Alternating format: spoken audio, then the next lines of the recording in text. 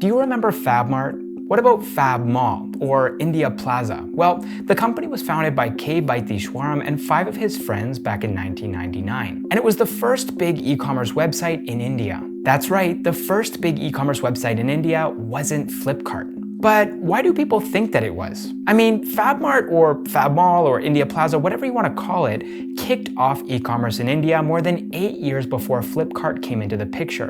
And in those 8 years, plenty of other e-commerce startups tried to get Indians to shop online as well. But they all failed. They disappeared. But Flipkart didn't. And that's why everybody thinks that Flipkart was the first. It's the only one that's still around. But how did we get here? How did a small e-commerce website, founded at a time when less than 5% of Indians were using the internet compared to more than 40% of Indians today, become the leading e-commerce company in the second most populated country in the world? Well, that's what we're going to be exploring in this episode of Backstage with Millionaires. Now, if this is the first time that you're watching one of our videos, please do consider subscribing. We post new videos every single week about Indian startups, entrepreneurs, and VCs. And if you're already subscribed, please do leave a comment down below and let us know if you'd like to see more case study videos like this one. All right, let's turn back the clock to 2005, when at IIT Delhi, 2 students were spending their summer break working on projects that they'd failed to complete during the semester. It was while working on these projects in the same lab that Sachin and Binny Bansal met for the first time. And just a little side note here too, Binny Bansal actually met his wife in this lab at around the same time. Now, while they were studying at IIT Delhi, Sachin and Binny were just acquaintances. They didn't really become friends until they both found themselves living and working in Bangalore in 2006. After a quick stint at a company called TechSpan, Sachin started working at Amazon, and 9 months later, he referred Binny, who had been working at Sarnath, to come work there as well. And so by 2007, Sachin and Binny were both working there. But do keep in mind that Amazon wasn't an e-commerce player in India at the time. And perhaps that's one of the reasons why they didn't find their work at Amazon to be very satisfying. They were working for a company that was serving Americans, Canadians, Chinese, Japanese, French, Germans, British, but not Indians. And so in September of 2007, they pooled together 4 lakh rupees, which at the time was approximately 10,000 US dollars, and founded Flipkart. Now, Sachin and Binny had initially intended for Flipkart to be a comparison shopping website. Like I said earlier, there were a bunch of e-commerce platforms that had popped up in India between 1999 and 2007. And so at first, their plan was to create a website that would help users to compare prices of products across different e-commerce platforms. But as they started to look more closely at the e-commerce options on offer in India, they realized that these websites were bad. The UI was amateur, the UX was frustrating, and the products on offer were disappointing. And so in light of this realization, Sachin and Binny ended up pivoting. Instead of launching a comparison shopping website, they decided to launch just a shopping website, an e-commerce platform. Now, if you head over to Flipkart today, you're gonna find literally hundreds of categories of things that you can buy. But you might be surprised to know that this isn't actually new. Back in December of 2007, less than 2 months after launching their website, Sachin and Binny had furnished Flipkart with over 400 categories. But unlike today, where these are categories like electronics, appliances, men's and women's fashion, furniture, sports equipment, and medical supplies, back in 2007, these were categories like non-fiction, history, biographies and memoirs, religion and spirituality, and fiction. That's right, the Flipkart of 2007 was an online bookstore. But it wasn't the first. There were plenty of other online bookstores in India at the time, but none like Flipkart. In Flipkart's first ever interview, Binny Bansal wrote the following: Flipkart.com's USP is simplicity, convenience, and customer service. We've made searching and browsing for books as simple as possible, and there are a lot of features lined up for the future which would help you in selecting books based on your interests. And one of our major goals is to maintain very high standards for customer support. The lack of customer service is one of the major reasons for the slow e-commerce growth in India. We want to change this perception and get people to embrace e-commerce due to the many benefits it provides. This interview was conducted by VVK Chandra, and he was actually Flipkart's first ever customer. VVK Chandra ran a freelance web consultancy at the time, and he also had a blog where he posted about tech and the internet. Today he lives in the Bay Area, but back then he was living in Mahabubnagar, which is a city that is now located in Telangana, and he used to regularly drive the 4 4 hours to and from Hyderabad in order to find books. But in late October of 2007, Chandra had just returned to Mahabubnagar from Hyderabad empty-handed. He hadn't been able to find the book that he wanted, former Microsoft executive John Wood's memoir, Leaving Microsoft to Change the World. Frustrated, he hopped online and wrote a short post on his blog, vvkchandra.com. You can actually go check that out because it's still live today, and I've actually included a link to it in the description of this video. 3 days passed, and on the morning of October 21st, 2007, his post got a comment from Richard B. Hilarious, good stuff. Then, a little over 16 hours later, Chandra's post got a second comment, this time from someone named Sachin. It's funny, but in this case, even IMS has no choice. www.flipkart.com. Chandra clicked on the link. The website looked decent. I won't say that it was amazing. As a developer dreaming of launching a startup, I know what used to make good websites those days. Most of the e-commerce websites weren't user-friendly. It was not an expensive book, just about 500 rupees. I could afford to risk losing that money. With that failed search for John Wood's memoir still fresh in his mind, Chandra decided to give this unfamiliar website a try. Of course, Chandra could never have anticipated that this order, the first order Flipkart ever received, would set into motion the rise of India's largest e-commerce company. He clicked order. Approximately 420 kilometers away, Sachin and Binny Bansal were celebrating their startup's first step. This was a legitimate order from a person that they didn't know. This person had a problem. He needed a book and he couldn't find it anywhere except on Flipkart. Now, all Sachin and Binny had to do was get that book and deliver it to Chandra. But that's where they ran into a bit of a problem. See, this book really wasn't common. That's why Chandra hadn't been able to find it in Hyderabad. And Sachin and Binny quickly discovered that they couldn't find it either. They ended up spending 2 full days hearing bookstore after bookstore tell them, no, sorry, we don't have this particular book. They even called up a couple of bookstores in Delhi and Mumbai, but the book was nowhere to be found. This experience, while very difficult and exhausting for Sachin and Binny in the moment, ended up establishing part of the foundation upon which they built their startup, excellent customer support. Anticipating that they might not be able to find the book, they sent Chandra an email. And this might seem like a small detail. I mean, it's just an email, right?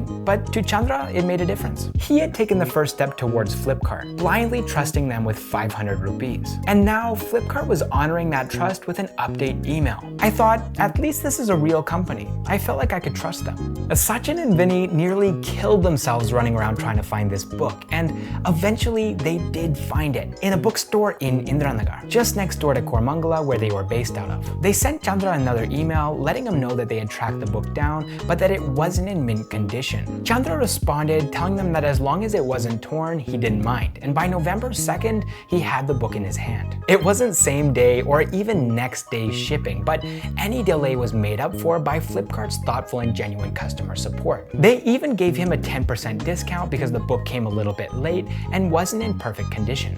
In response to this positive experience, Chandra left a glowing testimonial for Sachin and Binny to show off on their website. The best Indian online bookstore I have ever seen. Fast and free shipping, discounts, and a large number of titles. I could not have expected more. You guys really rock. Good luck. This encouraging initial customer response, along with all of the other positive responses that they received from customers over the course of the next few months, became the wind in Sachin and Binny's sails as they moved further and further into the unknown waters of entrepreneurship. In less than 3 months of launching Flipkart's website, they delivered 20 shipments, and within 6 months of founding the company, it was operationally profitable. Feeling that they had at least partially achieved proof of concept, the two co-founders decided that they needed an office. Given that in 2008, co-working hadn't achieved the popularity that it has today, they rented a 2 BHK apartment in Kormangala, which would end up being their office for the next couple of months. It was in this office that Sachin and Binny would really begin to develop as entrepreneurs. Sachin loved to dream big, and he was the man behind Flipkart's vision and ideas, while Binny, being a bit shy, was more of an operations guy. He focused on the micro, while Sachin focused on the macro. Whatever Sachin came up with, Binny made it a reality. And it was this strong co-founder dynamic, coupled with Flipkart's Amazon-inspired customer support philosophy, that enabled Flipkart to grow little by little. By March of 2009, a year and 5 months after they launched their website, Flipkart had managed to sell books worth 40 million rupees, or 560,000 US dollars. These numbers caught the attention of Accel, and 7 months later, in October of 2009, Flipkart raised its first round of funds, $1 million. By the end of the year, the startup had more than 150 employees and 3 offices across India. Now, to a lot of people, this growth was really surprising. How were they doing this? Where were Flipkart's customers coming from? Why were people all of a sudden deciding to shop for books online like never before? Well, to answer these questions, let's backtrack to that excerpt from Chandra's interview with Binny Bansal in January of 2008. The lack of customer service is one of the major reasons for the slow e-commerce growth in India. We want to change this perception and get people to embrace e-commerce due to the many benefits it provides. Many people had thought that e-commerce wasn't taking off in India because customers simply preferred shopping offline. They thought that India just wasn't ready for e-commerce, but Flipkart was proving everyone wrong. India was ready for e-commerce, but e-commerce wasn't ready for India. Not until Flipkart showed up anyway. They did away with the antiquated customer support philosophy that had pervaded Indian e-commerce for years and replaced it with this fresh customer-centric approach that working at Amazon had instilled in them. And their customers were loving it. Flipkart had become the website for book-loving, e-commerce embracing Indians nationwide. And so when Tiger Global invested $10 million into the startup in 2010, they thought, why stop at books? Binny Bansal, in his interview with VVK Chandra in January of 2008, wrote, "Currently, we are completely focused on books. We want to be #1 in books first, get a big customer base, and then look at the possibilities of offering other products." But now, the time had come. They had a larger customer base than they probably ever could have imagined. They had become the #1 online bookstore in the country, and now with Accel and Tiger Global backing them, Binny and Sachin began the next phase of their Flipkart journey with mobile phones. They had made a mistake. They were sure of it. Nobody wanted to buy mobile phones online. These weren't books. Books were inexpensive. They were low risk. Remember Chandra? It was not an expensive book, just about 500 rupees. I could afford to risk losing that money. Did they really think that their customers would feel the same way about mobile phones? Of course not. These were valuable pieces of technology. They were fragile, breakable, expensive. Chandra said that as long as the book wasn't torn, he didn't mind it being in imperfect condition. But mobile phones need to be in perfect condition. They can't have scratches or dents or defects, and at this point in time, India's logistics network wasn't exactly fragile goods friendly. And even if customers trusted Flipkart to deliver their mobile phones in one piece, when it came time for them to input their credit card details onto the website, and this is upwards of 10,000 rupees we're talking about here, I mean, you're asking these people to take a big leap of faith. What about hackers? What about technical errors where the money is deducted but you don't get a confirmation email? A 500 rupee book is one thing, but a shiny, expensive new mobile phone is quite another. Months went by, and while book sales continued to grow, mobile sales languished. But then Sachin and Binny remembered something. Not a lot of people had wanted to buy books online before they showed up. But that didn't mean that they didn't want books. It just meant that they weren't happy with the way books had been sold online in the past. And with its revolutionary approach to customer support, Flipkart had changed that. And now, customers once again weren't happy with the way things had been done in the past. Online credit card payments, items being damaged in transit, frustrating refund policies, this is what Indian e-commerce was known for. And so the two co-founders of Flipkart created 2 innovations that would irreversibly raise the bar for all e-commerce companies moving forward. Firstly, they introduced cash on delivery so that their customers wouldn't need to pay with their credit cards if they didn't have a credit card or they weren't comfortable using it to pay for things online. And secondly, they created a no questions asked refund and return policy so that in the event that deliveries were damaged, defective, had been tampered with, or in the event that the wrong item was delivered, Flipkart customers could easily request a refund or a replacement. And these are things that we're pretty used to at this point.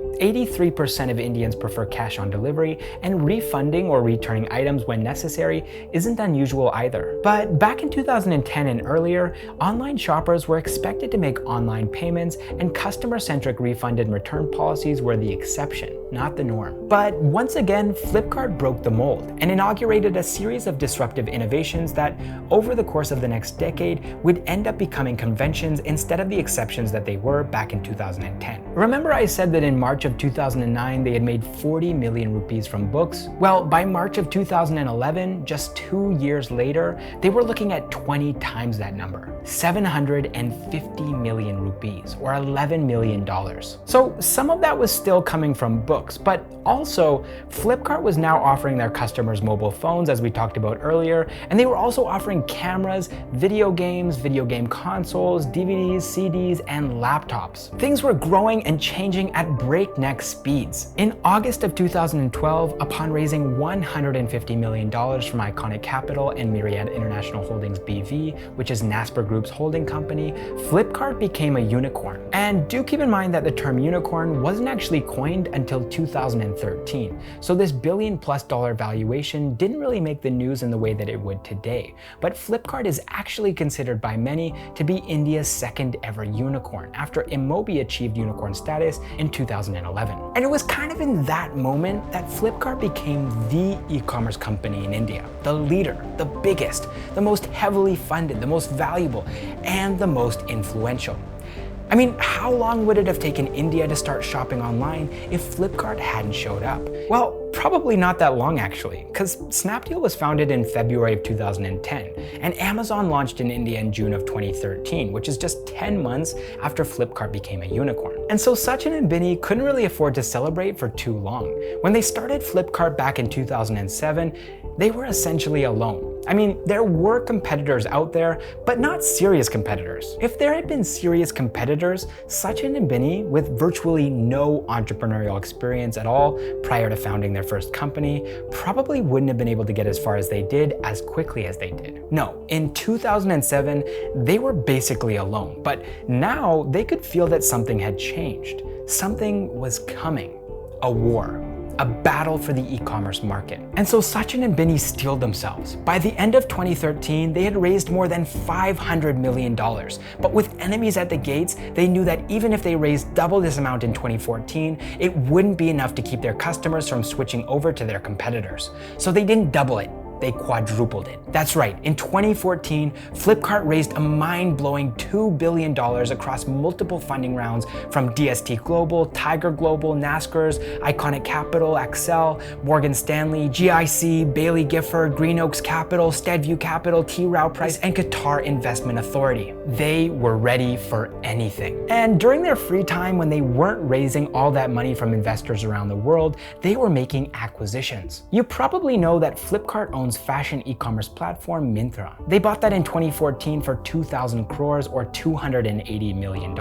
And while we're talking about fashion, let's fast forward to 2016 real quick, because that's when they acquired Jabong for $70 million. Now, Jabong was shut down earlier this year, or absorbed by Myntra, I guess it depends on how you look at it, in February of 2020. But these were two really smart acquisitions, because now Flipkart owns more than 60% of India's online fashion market. And then moving away from fashion, you've also got Flipkart's acquisition of PhonePe in 2016 and eBay.in in 2017. And these are all moves that added to Flipkart's power and strength here in India. But what I think a lot of people forget is that Flipkart probably wouldn't have been able to make these smart, calculated, strategic acquisitions if it weren't for the mistakes that they'd made in the past. Now, the media tends to focus on extremes, extreme growth, or massive failures and controversies. But what about the little mistakes? The acquisitions that didn't amount to anything? The launched products that didn't go anywhere? So before we talk about the next big chapter that Flipkart moved into in 2018, I wanted to explore that a little bit. First, let's turn back the clock to 2011. And if you'll remember, this is the time when Flipkart's decision to start offering mobile phones and cameras and laptops and other electronics was finally starting to pay off. They were riding a wave of success, but they were also still very much in a mindset of experimentation. They were thinking that if electronics were making them this much money, what other new products or services could they launch? So there was this Mumbai-based digital content platform company called Mime360, which hosted music streaming for a variety of music labels. And so Flipkart acquired them in October of 2011. And then in 2012, using Mime360 as a foundation, they launched a music streaming service called Flight. The purpose of Flight, according to a Flipkart executive, was to bring legal digital content to consumers in India. And they did everything that they could to make that happen. In the year and a bit before Flight was shut down, it managed to amass a massive digital music catalog at very affordable prices for their user base of approximately 1 lakh customers. But growth wasn't exponential like Flipkart was used to. Instead, it was linear, and this was because of issues like rampant music piracy and the difficulties surrounding micropayments at the time. Flight was just too early and too expensive for Flipkart to keep around, and so they shut it down in 2013. And Flight wasn't the only Flipkart service launch that was too early. A month after shutting Flight down, Flipkart launched its very own payment gateway called PayZippy in an effort to compete with CC Avenue and Paytm. However, like Flight, PayZippy ended up costing Flipkart more money than it was worth, and 13 months after it was launched, Flipkart shut it down. They decided to take the acquisition route instead by acquiring a 65.71% stake in Singapore-based mobile payment platform NGPay in 2014, then acquiring all of payment service startup FXmart for $6.8 million, and then of course PhonePe in 2016. And then there was Flipkart Nearby, a hyper-local delivery app which aimed to deliver fruits, vegetables, groceries, health and wellness products, household supplies, and baby care and personal products within 60 minutes. They shut that down 4 months after launch in early 2016. And then a few months later, they shut down their in-app chat service, Ping, 10 months after launch. And of course, who could forget the time that Flipkart and Myntra disabled access to their website for mobile users, telling them that in order to access their platforms, they would need to download the app. That was back in 2015 as well, and like all of those experiments, it didn't go well for Flipkart. And yet, in spite of all this, in spite of all of these missteps and failed experiments, Flipkart is currently #1 in India when it comes to e-commerce. The latest numbers show that with Myntra, Flipkart controls 38.3% of India's e-commerce market compared to Amazon at 31.2%. And I think that really, more than anything else, is evidence of a very important truth in the world of startups and entrepreneurship. You're gonna make mistakes. Whether you're a 2-person team in a 2 BHK apartment that you're using as an office and you're living off of Maggie and chai, or if you don't even know how many employees work at your startup because the number keeps changing every day and the funds that you've raised this year exceed the annual GDP of 15% of the world's countries, you're gonna make mistakes. You're gonna screw up, and that's okay, because how else are you gonna learn? If you don't know what doesn't work, you're gonna have a really difficult time figuring out what does. 2018. The time had come. After a decade of building Flipkart from an online bookstore with 1 happy customer to India's largest e-commerce company with a valuation of $20 billion, multiple subsidiary companies, tens of thousands of employees, Flipkart was finally acquired. Walmart bought a majority stake of 77% in the company for $16 billion. And as part of the deal, Sachin Bansal stepped down after selling his 5.5% stake in the company for about $1 billion. You see, Walmart only wanted 1 co-founder working in Flipkart post-acquisition, and Binny was chosen. But just 6 months later, Binny followed Sachin out of the company. According to an official statement released by Flipkart, his decision follows an independent investigation done on behalf of the Flipkart and Walmart into an allegation of serious personal misconduct. He strongly denies the allegation. Nevertheless, we had a responsibility to ensure the investigation was deliberate and thorough. While the investigation did not find evidence to corroborate the complainant's assertions against Binny, it did reveal other lapses in judgment, particularly a lack of transparency related to how Binny responded to the situation. Because of this, we have accepted his decision to resign. Today, Walmart owns 82% of Flipkart. The company's CEO, former Tiger Global executive Kalyan Krishnamurthy, became CEO in January of 2017. Sachin went on to start Navi Technologies, a Bangalore-based firm that's building consumer-centric and technology-driven businesses in the banking, financial services, and insurance space. And Binny is using his experience at Flipkart to help startup founders scale and grow their businesses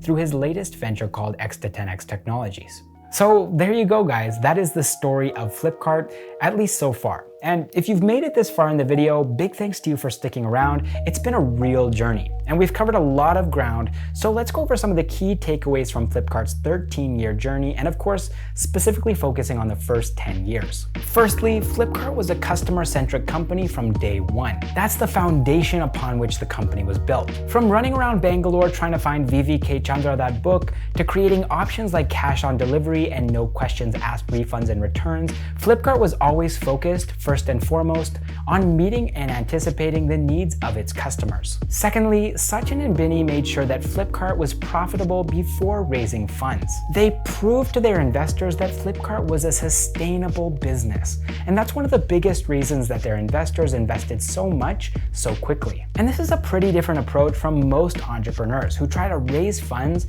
before they've even tested their business model. Thirdly, Sachin and Binny focused on one thing for a very long time.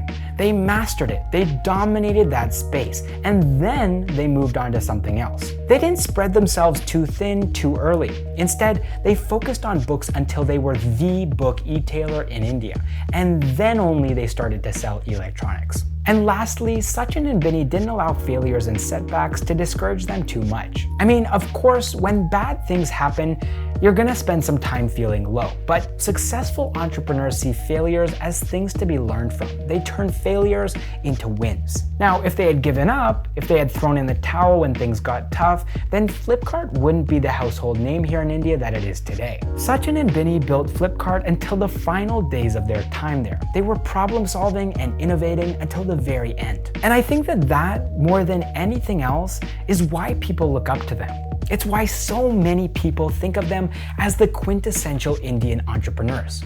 Because they didn't give up. They didn't back down. And it's that tenacity, that determination to push through the pain, to overcome the difficult times, and to create something out of nothing. That's what makes the Flipkart story so inspiring.